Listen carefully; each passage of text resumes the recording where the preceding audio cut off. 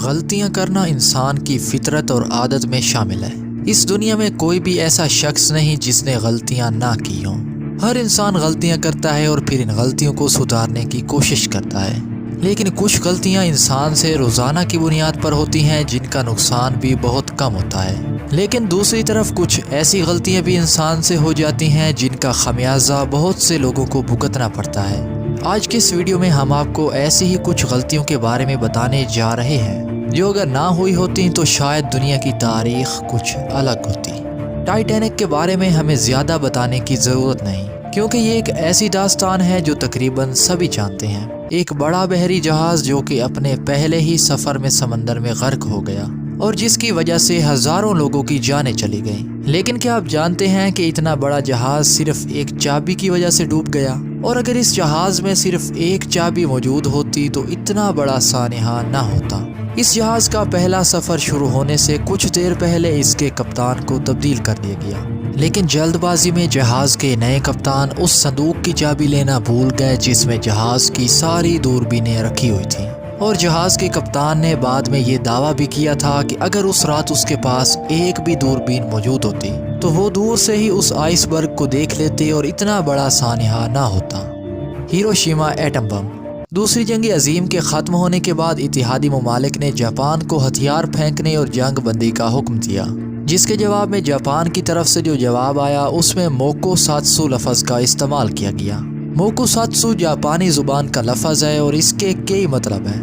Japan کے بھیجے جانے والے خط میں اس لفظ کا مطلب یہ تھا کہ جاپان اس پیشکش پر غور کر رہا ہے، لیکن جب یہ خط امریکہ پہنچا تو وہاں پر اس لفظ کا مطلب اور لیا گیا، جس کا مطلب یہ نکالا گیا کہ جاپان نے اس پیشکش کو ٹھکرا دیا ہے۔ اور اس کے کچھ دن بعد 6 اگست 1945 کو امریکہ نے ہیروشیما پر بمباری کر کے مکمل شہر تباہ کر دیا اور اس کی وجہ سے لاکھوں لوگوں کی جان چلی گئی۔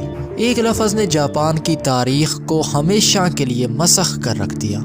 دا برلن وال۔ سن 1989 میں ایسٹ جرمن پولیٹیشین نے ایک پریس کانفرنس میں کہا کہ ایسٹ اور ویسٹ جرمنی کے درمیان دیوار کو ہٹا دیا جائے گا۔ تقریر کرتے وقت ان کے پاس ایک نوٹ بھی تھا جس پر انہوں نے کچھ لکھا ہوا تھا، مگر انہوں نے اسے غور سے نہ پڑھا اور جلد بازی میں یہ کہہ دیا کہ ایسٹ اور ویسٹ جرمنی کے درمیان دیوار کو جلد ہی ہٹا دیا جائے گا۔ اس پر ایک رپورٹر نے ان سے سوال کیا کہ یہ دیوار کب ہٹائی جائے گی؟ جلد بازی میں اس سیاستدان نے یہ کہہ دیا کہ آج ہی، حالانکہ وہ یہ کہنا نہیں چاہتے تھے۔ یہ خبر سنتے ہی ایسٹ اور ویسٹ جرمنی کے لوگ بارڈر پر جمع ہو گئے۔ اب لوگ یہ سمجھ رہے تھے کہ ایسٹ اور ویسٹ جرمنی کے درمیان لگی سبھی رکاوٹیں ختم ہو گئی ہیں، اور اس وجہ سے جرمنی کے بارڈر پر دنگے فساد شروع ہو گئے، جن کے نتیجے میں سینکڑوں ہزاروں لوگوں کی جانیں چلی گئیں۔ لوگوں نے مل کر اس دیوار کو توڑ دیا۔ تقریر کے دوران کی جانے والی ایک چھوٹی سی غلطی کی وجہ سے اتنا بڑا سانحہ ہو گیا۔ سرد جنگ کی وجہ سے روس اور امریکہ کو ایک دوسرے کا دشمن تصور کیا جاتا ہے، مگر ان کے درمیان کاروباری معاہدوں کی تاریخ بھی کافی پرانی ہے، اور ایک معاہدہ تو ایسا بھی ہے جس پر روس آج بھی پچھتاتا ہے، اور یہ ہے الاسکا کی فروخت کا معاہدہ۔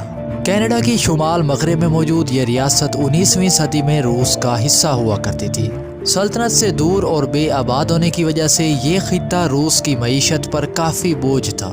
اسی زمانے میں پے در پے جنگوں کی وجہ سے روس شدید مالی بحران کا شکار تھا، اس لیے روس نے صرف $7 ملین کے عوض اس خطے کو امریکہ کے ہاتھوں بیچ دیا۔ یہ فیصلہ بعد میں غلط ثابت ہوا کیونکہ الاسکا نامی یہ علاقہ معدنی دولت سے مالا مال تھا، اور آج اس خطے میں موجود معدنی ذخائر کی مالیت $1 بلین سے بھی زیادہ ہے، اس لیے روس آج بھی اس فیصلے پر پچھتاتا ہے۔ آج کی ویڈیو یہیں تک۔ ویڈیو پسند آنے کی صورت میں لائک کریں اور اپنے دوستوں کے ساتھ بھی شیئر کریں، اور اگر آپ نے ابھی تک ہمارے چینل کو سبسکرائب نہیں کیا تو ابھی کر لیں۔